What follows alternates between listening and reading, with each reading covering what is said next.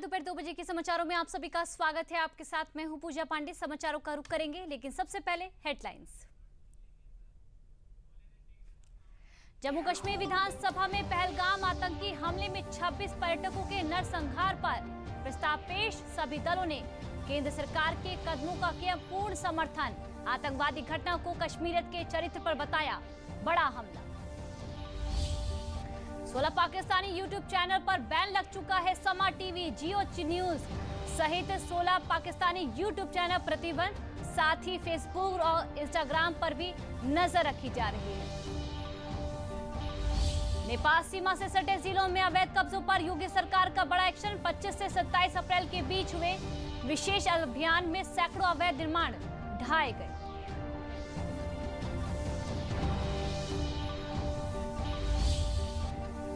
राजधानी लखनऊ में मड़ियाओं के फैजुल्लागंज में आज उस वक्त अफरा तफरी मच गई जब सैकड़ों झोपड़पट्टी में आग लग गई।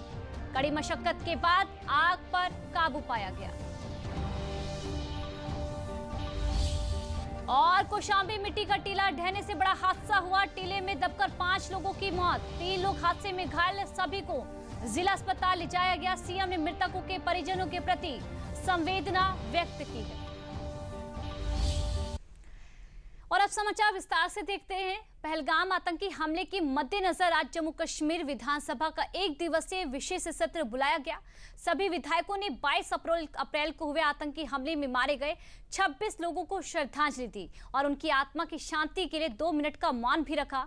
केंद्र शासित प्रदेश के उप मुख्यमंत्री और एनसी नेता सुरेंद्र चौधरी ने पहलगाम आतंकी हमले की निंदा करते हुए एक प्रस्ताव भी पेश किया है। प्रस्ताव में कहा गया है कि सदन पहलगाम आतंकी हमले के बाद केंद्र सरकार द्वारा उठाए गए कदमों का पूर्ण समर्थन करता है। प्रस्ताव में यह भी कहा गया है कि सदन 22 अप्रैल 2025 को पहलगाम में निर्दोष नागरिकों पर किए गए बर्बर और अमानवीय हमले पर गहरा दुख और पीड़ा व्यक्त करता है तथा इस जघन्य और कायरतापूर्ण कृत्य की स्पष्ट रूप से निंदा करता है। प्रस्ताव में कहा गया कि इस तरह के आतंकी कृत्य कश्मीरियत के चरित्र, हमारे संविधान में निहित मूल्यों और एकता, शांति और सद्भाव की भावना पर सीधा हमला है जो लंबे समय से जम्मू कश्मीर और हमारे राष्ट्र की विशेषता रही है। प्रस्ताव में आगे कहा गया है कि ये सदन पीड़ितों और उनके परिवारों के साथ पूरी एकजुटता से खड़ा है। हम उन लोगों के प्रति अपनी गहरी संवेदना व्यक्त करते हैं जिन्हें अपूरणीय क्षति हुई है। पाकिस्तान की ओर से जम्मू कश्मीर में लगातार संघर्ष विराम का उल्लंघन किया जा रहा है। 27 से 28 अप्रैल की रात को पाकिस्तानी सेना की चौकियों ने कुपवाड़ा और पुंछ जिलों के विभिन्न क्षेत्रों में नियंत्रण रेखा के पार बिना उकसावे के छोटे हथियारों से गोलीबारी शुरू कर दी। भारतीय सैनिकों ने तेजी से प्रभावी ढंग से इसका मुंह तोड़ जवाब भी दिया। पहलगाम आतंकी हमले के बाद पाकिस्तानी नागरिकों के लिए वीजा सेवाएं तत्काल प्रभाव से निलंबित होने के बाद कल शाम अटारी वाघा बॉर्डर बंद होने के समय तक 536 पाकिस्तानी नागरिक अपने देश वापस जा चुके हैं। वहीं 836 भारतीय नागरिक स्वदेश लौट चुके हैं। हालांकि लॉन्ग टर्म वीजा रखने वाले हिंदू पाकिस्तानी नागरिक भारत में रह सकते हैं और उनके वीजा पर कोई असर भी नहीं पड़ेगा। भारत सरकार ने जम्मू कश्मीर में दुखद पहलगाम आतंकी घटना की पुष्टि पृष्ठभूमि में भारत तो उसकी सेना और सुरक्षा एजेंसी के खिलाफ भड़काऊ और सांप्रदायिक रूप से सामग्री, झूठी और भ्रामक बयान और गलत सूचना प्रसारित करने के लिए समा टीवी, जियो न्यूज सहित 16 पाकिस्तानी यूट्यूब चैनल पर प्रतिबंध लगा दिया गया और साथ ही फेसबुक और इंस्टाग्राम पर भी नजर रखी जा रही है सरकार की जो भ्रामक खबरें दे रहे हैं। संभल के शाही जामा मस्जिद बनाम हरिहर मंदिर मामले में आज सुनवाई है। याचिकाकर्ता ने दावा किया है कि संभल शाही जामा मस्जिद असल में हरिहर मंदिर है। 8 याचिकाकर्ताओं की ओर से दायर याचिका सिविल जज सीनियर डिवीजन में पिछले साल दाखिल की गई थी। इस मामले में इलाहाबाद हाई कोर्ट और संभल की जिला अदालत ने दोनों ने आज सुनवाई होगी, जहां दरअसल मस्जिद कमेटी ने हाई कोर्ट में याचिका दायर की थी। मस्जिद कमेटी का कहना है कि संभल की शाही जामा मस्जिद में हो रहे सर्वे से उनके धार्मिक अधिकारों में हस्तक्षेप हो रहा है। संभल की civil division senior division court में सुनवाई के मद्देनजर सुरक्षा एवं शांति व्यवस्था बनाए रखने के लिए पुलिस फोर्स भी तैनात है। चंदौसी क्षेत्र के सीसीटीवी कैमरों से पुलिस प्रशासन निगरानी कर रहा है।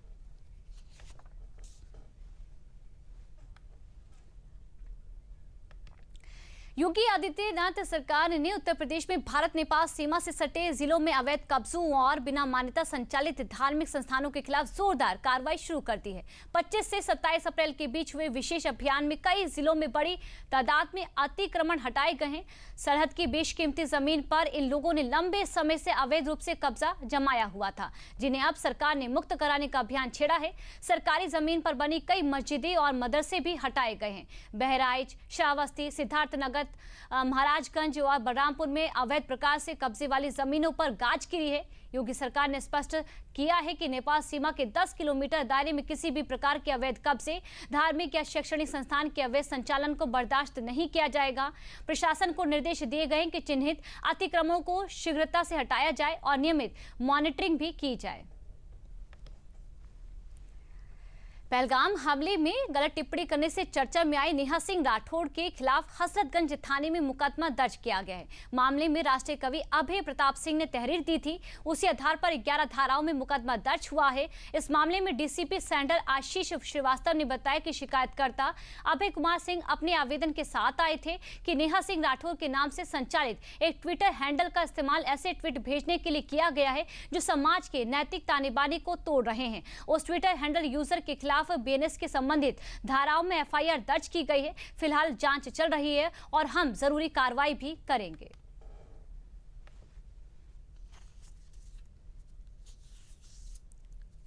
Complainant Abhay Kumar Singh came to Thana Hajratganj with his application that a Twitter handle being operated in the name of Neha Singh Rathore has been used to send tweets which are breaking the moral fabric of society.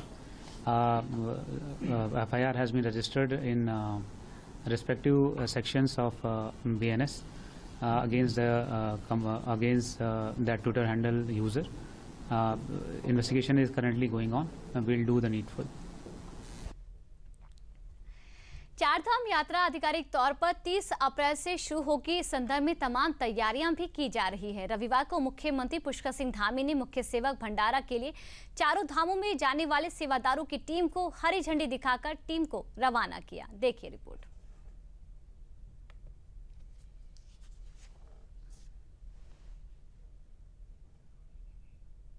इसके बाद 2 मई को केदारनाथ धाम और 4 मई को बद्रीनाथ धाम के कपाट खोले जाएंगे। उत्तर की 4 धाम यात्रा में 4 प्रमुख तीर्थ स्थल आते हैं: गंगोत्री, यमुनोत्री, केदारनाथ और बद्रीनाथ। मान्यता है कि इन चारों धामों की यात्रा करने से श्रद्धालुओं को मोक्ष की प्राप्ति होती है। यही वजह है कि न सिर्फ भारत से बल्कि विदेशों से भी लोग 4 धाम यात्रा के लिए आते हैं। हर साल लाखों श्रद्धालु इस यात्रा का हिस्सा होते हैं। 4 धाम यात्रा की शुरुआत पारंपरिक रूप से हरिद्वार से होती है।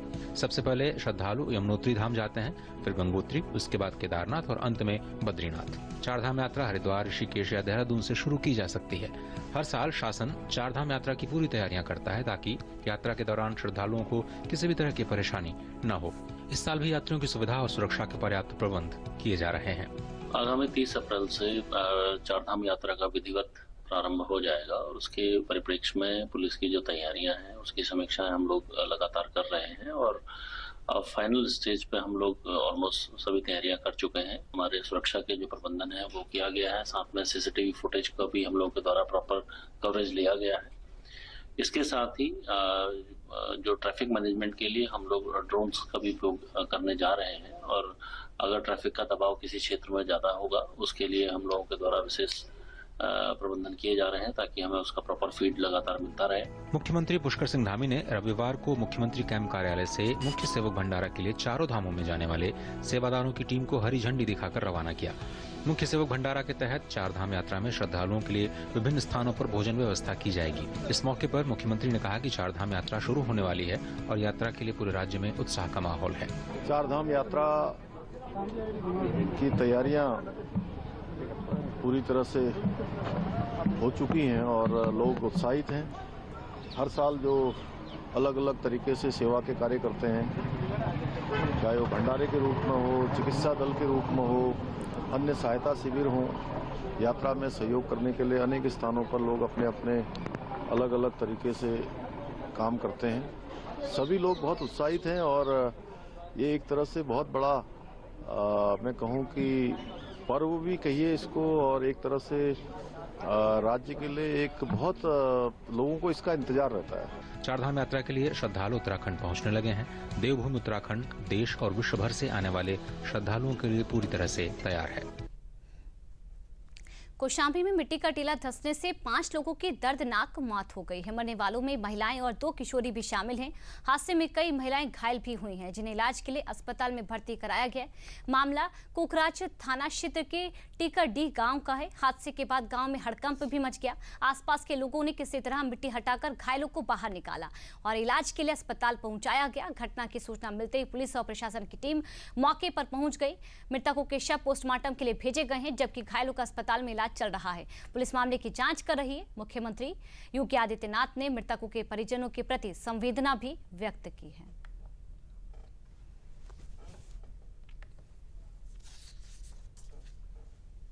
टिकड़ी गांव में कुछ लोग मिट्टी खोदने गए थे चूल्हा के लिए एंड ऑल।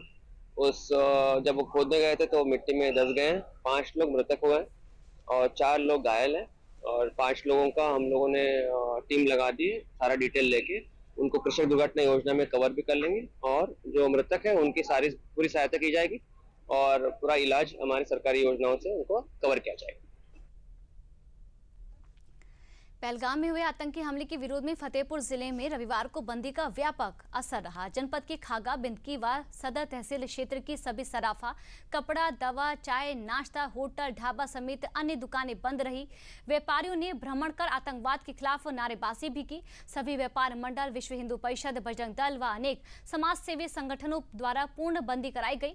बाजार बंद का लोगों ने पूरा समर्थन भी किया और शाम को पटेल नगर चौराहे पर शोक सभा का आयोजन कर दिवंगतों को श्रद्धांजलि दी गई। व्यापारी ने बताया कि जो पहलगाम में घटना हुई है उसके विरोध में सभी व्यापार मंडल ने संयुक्त रूप से बाजार बंद का ऐलान कर पूरी तरह से मार्केट यानी कि बाजार बंद रखे।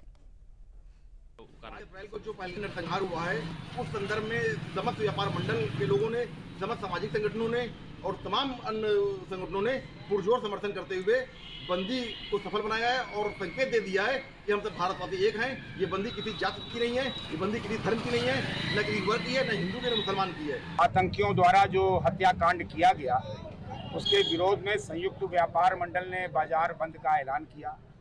यहाँ के व्यापारियों ने बहुत सहयोग दिया और पूरी तरह बाजार बंद रखा। साथ में दिवंगत आत्माओं की शांति के लिए यहाँ पर कैंडल जलाकर शोक सभा रखा। हम 22 अप्रैल को जो घटना हमारे देश के उन निर्दोष लोगों के साथ हुई पहलगाम में, उसी के उपरांत उन्हीं की आत्मा को शांति के लिए फतेहपुर के व्यापारियों ने, संयुक्त व्यापार मंडल, विश्व हिंदू परिषद, किसान यूनियन, सभासदगण, सारे सम्मानित साथियों ने आज फतेहपुर जनपद की बंदी का आह्वान किया था हम लोगों ने और बंदी सफल हमारे व्यापारियों ने किया।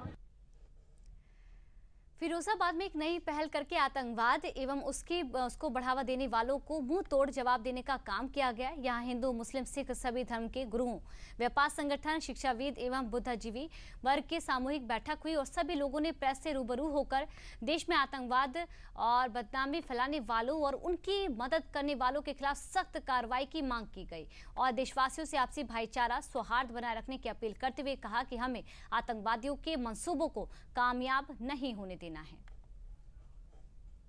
एक प्री प्लान्ड है, मैं आपको बताऊं, ये सुनियोजित कोशिश है भारत की एकता अखंडता को बर्बाद करने की। भारत को वो बर्बाद नहीं कर पाएंगे, बर्बाद जो प्लानिंग करता है बर्बाद वही होता है। अंततः परिणाम यही निकलेगा कि जो साजिश करता है उस साजिश को वो भुगतता खुद ही है और ये आने वाले दिन में आपको दिख जाएगा। इतनी कायरना हरकत की है आतंकवादियों ने।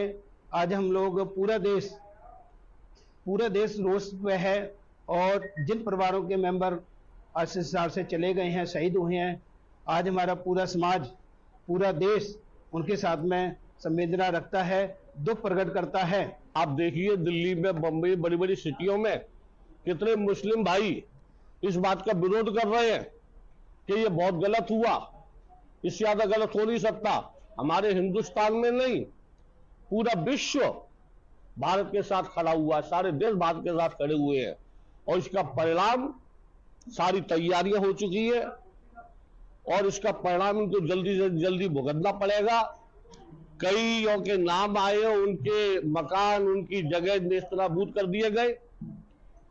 ये इससे ज्यादा घृणित, इससे ज्यादा कोई बुरी बात हो नहीं सकती।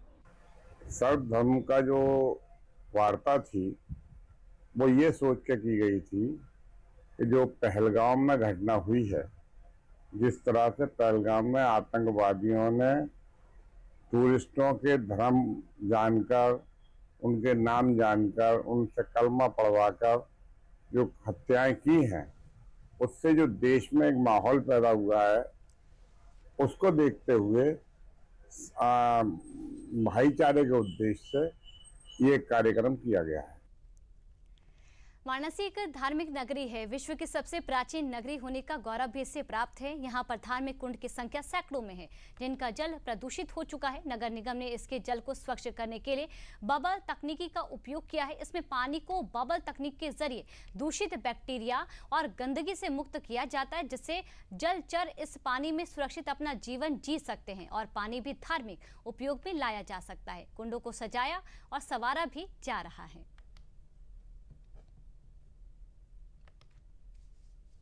नगर निगम वाराणसी के द्वारा इस समय नगर में स्थित जितने भी धार्मिक और पौराणिक कुंड होते हैं, उन सबके जीर्णोद्धार की कार्रवाई की जा रही है। इसके अंतर्गत अभी आपने देखा होगा कि दुर्गा कुंड तालाब का बहुत सौंदर्यीकरण किया गया है।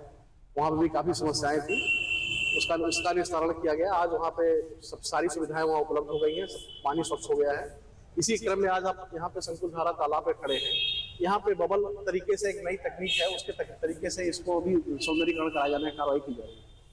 और आने वाले दिनों में इस प्रकार के जितने भी हमारे और कुंड हैं, सबको हम लोग टेकअप कर रहे हैं, एक एक करके से जल स्वच्छ हो जाएगा। इसके अंदर जो मछलियां हैं या कछुए जो हैं पाए जाते हैं, उन भी सुरक्षित रहेंगे और तमाम प्रकार की जितनी भी मच्छरों की समस्याएं आती हैं या जो कीटनाशक समस्याएं आती हैं, सभी का निस्तारण होगा।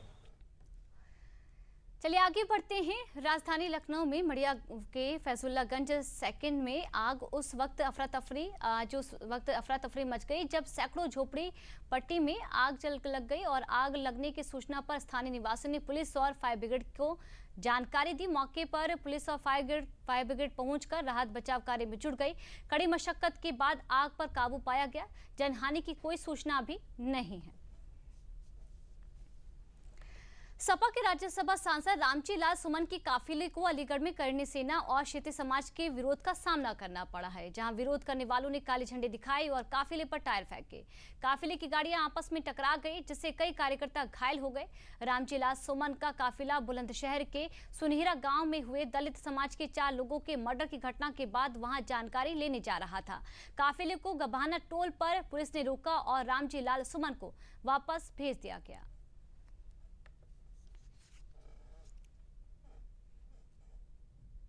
अभी रास्ते में कुछ तक तुम्हें मिले जिन्होंने हमारे मित्रों को गाड़ियों पर पथराव करने की कोशिश की। मैं जानना चाहता हूँ क्या कर रहा था इनका इलाज, क्या कर रही थी पुलिस, कोई एहतियात बरता गया? मामला बहुत गंभीर है और मैं समझता हूँ इसकी इतनी आलोचना की जाए कम है। थाना गमाना का एक प्रकरण संज्ञान में आया है, जिसमें यह बात सामने आई है कि सांसद रामजी लाल सुमन जी के काफिले पर कुछ लोगों द्वारा टायर फेंके गए थे। इस संबंध में अवगत कराना है कि थाना गमाना पर सुसंगत धाराओं में अभियोग पंजीकृत कराया जा रहा है और विधिक कार्रवाई अमल में लाई जा रही है, जिससे आपको अवगत कराया जाएगा। इस संबंध में यह भी बताना है कि सांसद रामजी लाल सुमन जी को अलीगढ़ जनपद से सकुशल पास कराया जा चुका है और इस घटना में किसी को भी किसी तरह की कोई चोट नहीं आई है। मौके पर शांति है। पंचायती राज मंत्री ओम प्रकाश राजभर ने मेरठ मंडल के पंचायती राज विभाग के अधिकारियों के साथ समीक्षा बैठक कर आवश्यक दिशा निर्देश दिए। इस अवसर पर उन्होंने कहा कि मेरठ मंडल में पंचायती राज विभाग में स्वच्छता को लेकर सराहनीय कार्य किए गए हैं। इस दौरान उन्होंने अखिलेश यादव का जमकर निशाना साधा और कहा कि विपक्ष को यूपी में सरकार बनाने के लिए 22 सालों का इंतजार करना पड़ेगा।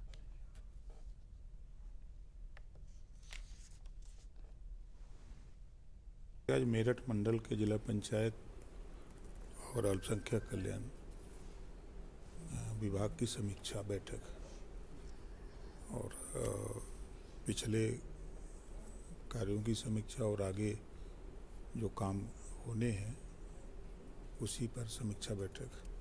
देखिए, दुखद घटना है और इसकी जितनी भी निंदा किया जाए कम है और सरकार पूरी तरह उन आतंकवादियों के खिलाफ पूरे घटना स्थल को अपने घेरे में ले लिया है। गहन जांच चल रही है और जैसे जानकारी होती जा रही है वैसे उनके खिलाफ कार्रवाई भी होती जा रही है। देखिए, सच तो ये है कि आतंकवादियों की कोई जाति और धर्म नहीं होता है, लेकिन अगर इस तरह की बातें उन लोगों ने किया है तो ये क्षम्य नहीं है। जनपद संभल में कोतवाली पुलिस टीम ने एक अहम सफलता हासिल करते हुए फर्जी तरीके से जनता दर्शन आयोजित करने और अधिकारी से ठगी का प्रयास करने वाले 3 अभियुक्तों को गिरफ्तार किया है। पुलिस अधीक्षक कृष्ण कुमार बिश्नोई ने जानकारी देते हुए बताया कि अभियुक्तों ने मुख्यमंत्री की फर्जी और कुटरचित मुहर का दुरुपयोग कर उच्च अधिकारियों को प्रार्थना पत्र भेजे और विभिन्न स्तर के अधिकारियों से अवैध रूप से घूस मांगने का प्रयास किया। इस पूरे षड्यंत्र में राजनीतिक हस्तक्षेप की भी आशंका जताई जा रही है। पुलिस अधिकारी ने बताया कि इस मामले में भाजपा से जुड़े नेता की भूमिका की भी गहन जांच की जा रही है। अपराधियों पर अंकुश लगाने के अनुक्रम में थाना कोतवाली संभल को एक अच्छी सफलता मिली है, जिसमें उनके द्वारा एक फर्जी तरीके से फोन करके धमकाने व फर्जी जनता दर्शन का आयोजन कर माननीय मुख्यमंत्री जी के कार्यालय की फर्जी मोहर लगाकर उच्चाधिकारियों को प्रार्थना पत्र प्रेषित करने व विभिन्न स्तर से अधिकारियों व आम आदमी से उत्कोच की मांग करने वाले 3 अभियुक्त, जिनमें से 2 बाराबंकी के और एक रामपुर को गिरफ्तार करके आज जेल भेजा गया है। कॉल्स हैं वो रेवेन्यू के ऑफिशियल्स को इनके द्वारा किए गए प्रदेश भर में, और 36 पुलिस अधिकारियों को इनके द्वारा 135 बार उनके सीयूजी मोबाइल्स पर कांटेक्ट किया गया है। इस गैंग का पर्दाफाश किया गया है और इनके द्वारा किसी अन्य किन किन लोगों को धमकाया गया है उसके संबंध में भी विभिन्न अभियोगों को पंजीकृत कराए जाएंगे और इस गैंग पर गैंगस्टर एक्ट के तहत वो कार्रवाई की जाएगी। चलिए समाचारों में रुक लेते एक और छोटे से ब्रेक के लिए।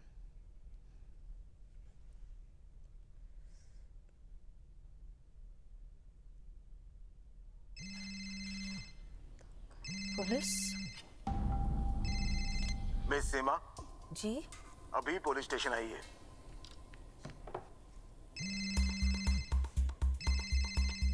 रुकिए वरना घर आ जाएंगे। क्यों? लेकिन मैं अकेले दूसरे कमरे में जाइए। आपका बेटा हमारे कस्टडी में है और आप डिजिटल अरेस्ट में हो। Digital arrest? 1 लाख दो, बच जाओगे। इतने पैसे? अच्छा ठीक है, एक लिंक भेजिए। अभी प्रोसेसिंग के लिए 30,000 दो, वरना बेटा जेल जाएगा। जेल तो तुम जाओगे। तुम्हारा चेहरा रिकॉर्ड हो चुका है। डिजिटल अरेस्ट जैसा कुछ नहीं होता, ये सब फ्रॉड है। इसीलिए पैनिक ना करें। पुलिस, बैंक, आरबीआई इत्यादि के नाम पर आने वाले साइबर अपराधियों के फोन या वीडियो कॉल से सावधान रहें। उन्हें पैसे ना भेजें और तुरंत पुलिस में रिपोर्ट करें। हेलो मम्मा। आरबीआई कहता है जानकार बनिए, सतर्क रहिए। ब्रेक के बाद एक बार फिर आप सभी का स्वागत है। समाजवादी पार्टी के सांसद राज्यसभा रामजी लाल सुमन के साथ आए कार्यकर्ताओं व स्थानीय कार्यकर्ताओं के विरुद्ध बुलंदशहर के थाना अरनिया में सरकारी कार्य में बाधा व अन्य धाराओं में मुकदमा दर्ज किया गया। ये सभी कार्यकर्ता जनपद की पुलिस से धक्का मुक्की करके सुनहरा गांव जाने का प्रयास कर रहे थे।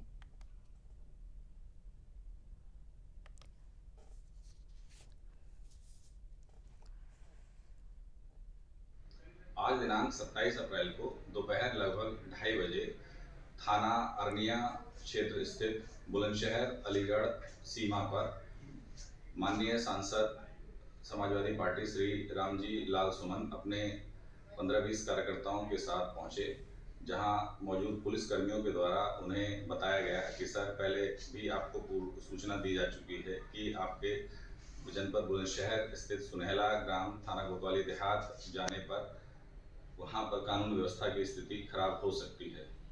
आपको पुनः अवगत कराया जाता है कि आप वहां ना जाएं, वापस लौट जाएं। इस पर वहां मौजूद उनके साथी कार्यकर्ताओं एवं जनपद के अन्य समाजवादी पार्टी के कार्यकर्ताओं के द्वारा पुलिस बल के साथ धक्का मुक्की की गई एवं राजकीय कार्य में बाधा पहुंचाई गई, जिसके संबंध में स्थानीय समाजवादी पार्टी कार्यकर्ताओं एवं माननीय सांसद महोदय के साथ आए कार्यकर्ताओं के विरुद्ध थाना अरनिया पर सुसंगत धाराओं में अभियोग पंजीकृत किया गया है। माननीय सांसद महोदय को समझाकर वापस भेज दिया गया। उनके साथ आए प्रतिनिधि मंडल को ग्राम सुनहला थाना कोतवाली देहात जनपद बुलंदशहर जाने दिया गया। प्रकरण के संबंध में अग्रिम विधिक कार्रवाई की जा रही है। जल शक्ति मंत्री स्वतंत्र देव सिंह बाराबंकी में प्रधानमंत्री मोदी की मन की बात कार्यक्रम सुनने पहुंचे। इस दौरान उन्होंने कहा कि पहलगाम की घटना को अंजाम देकर पाकिस्तान ने इस बार अति कर दी है, जिसके चलते केंद्र की मोदी सरकार ने पाकिस्तान के खिलाफ तमाम बड़े कदम उठाए हैं। जब पाकिस्तान मानने को तैयार नहीं तो उसे भारत किसी भी कीमत पर बर्दाश्त नहीं करेगा। उन्होंने कहा कि प्रधानमंत्री मोदी मन की बात के माध्यम से समाज के उन लोगों को प्रोत्साहित करने का काम कर रहे हैं जो अपने अपने क्षेत्र में बेहतर काम करके लोगों के लिए प्रेरणादायक साबित हो रहे हैं। समाज को जागरूक करने के लिए, समाज को दिशा देने के लिए भी आदरणीय मोदी जी मन की बात के माध्यम से जनता की आवाज़ और सरकार की दोनों सभी लोगों तक पहुंचे, इसके लिए चला जा रहा है। क्रम अभी टूटा नहीं, पूरा क्रम बना हुआ है और इसी का हमारे बूथ के अध्यक्ष, संगठन के कार्यकर्ता प्रत्येक बूथ पर, राज्य के सभी बूथ पर, देश के सभी बूथ पर मन की बात सुनी जाती है। अति हो जाता है किसी चीज़, जब अति हो जाता है तो भाई पाकिस्तान मानने को तैयार नहीं, जब अति हो जाता है तो सरकार केंद्र अपना निर्णय लेती है और जो भी ये घटना हुई है इसको बर्दाश्त नहीं किया जाएगा। राजधानी लखनऊ के प्राइवेट स्कूल में डॉक्टर श्याम सुंदर पाठक द्वारा लिखित भारत के पहले टेबल पंचांग का विमोचन किया गया। कार्यक्रम में बतौर मुख्य अतिथि माननीय अवस्थी राष्ट्रीय स्वयंसेवक संघ के अखिल भारतीय प्रचारक प्रमुख स्वांत रंजन उपस्थित रहे। इस अवसर पर हमारे संवाददाता अभिषेक मणि त्रिपाठी ने माननीय अवस्थी से खास बातचीत की है, आपको दिखाते हैं। 9 वर्ष का प्रोग्राम है। आज भारत का पहला जो है टेबल पंचांग लॉन्च हुआ है। हमारे साथ बात करने के सुप्रसिद्ध पद्मश्री माननीय अवस्थी जी हैं। मैम, क्या कुछ कार्यक्रम था जिसमें आज आपने शिरकत की? आज बहुत सुंदर कार्यक्रम में मुझे सहभागिता करने का अवसर मिला। भारत में पहला एक टेबल पंचांग तो हम जानते हैं भारत की आत्मा है। हर व्यक्ति पंचांग देख करके दिन वार नक्षत्र योगकरण सब दिखता है, लेकिन यहाँ पर जो श्याम जी हैं उन्होंने, वे स्वयं तो अधिकारी हैं, जीएसटी में काम करते हैं, लेकिन उन्होंने ये कि दीवार के बजाय एक टेबल पर रखने वाला कैलेंडर एक उसको इजाद किया है। और बहुत ही मुझे लग रहा था कि वो इतना कमाल का, बहुत सहज है। और पूरा कैलेंडर पंचांग पूरा जो है दरअसल शुक्ल पक्ष और कृष्ण पक्ष की दृष्टि से बढ़ा है। सब में शुभ मुहूर्त जैसा पंचांगों में होता है, अभिजीत मुहूर्त, राहु काल सब लिखा है। कौन कौन से दिन कब कब क्या क्या होता है वो मुझे लगता है कहीं ना कहीं आज इस पर बहुत सुंदर चर्चा हुई। आदरणीय माननीय स्वांत रंजन जी ने इतना सुंदर व्याख्यान दिया कि आज पंचांग हम देखते हैं लेकिन हमारे पूर्वजों को सब कंठस्थ था। कब कौन सा महीना शुरू हो रहा है, कब कौन सा कब सूर्योदय होता है, कब सूर्यास्त होता है, किस किस दिन, एक एक चीज़ मुँह ज़बानी याद थी। हम कहीं ना कहीं उस ज्ञान परंपरा से दूर चले गए। तो मुझे लगता है पंचांग हम सब के जीवन का हिस्सा बने और हम उसके आधार पे अपने सारे कार्यों को निर्धारित कर। बिल्कुल, देखिए साफ कहना था कि पंचांग ही नहीं, जीवन के उन पहलुओं को दिखाया गया है कि जो मानव जीवन में हमेशा फॉलो करना चाहिए। कैमरामैन आशुतोष, अभिषेक मणि त्रिपाठी, डीडी न्यूज़, लखनऊ। स्मृति शेष गंगा रत्न पांडे का 108वें जन्मदिन पर सम्मानित हुए डॉक्टर शंभुनाथ एवं श्रीमती चंदानाथ। लखनऊ गंगा रत्न पांडे जी के 108वीं जयंती समारोह का आयोजन किया गया। समिति ने 27 अप्रैल को निराला सभागार हिंदी संस्थान में वर्ष 2025 का गंगा रत्न पांडे साहित्य सम्मान डॉक्टर शंभुनाथ को तथा श्रीमती जगरानी पांडे स्मृति सम्मान श्रीमती चंदानाथ धर्मपत्नी डॉक्टर शंभुनाथ जी को प्रदान किया गया। श्रीमती जगरानी पांडे गंगा रत्न पांडे की धर्मपत्नी रही।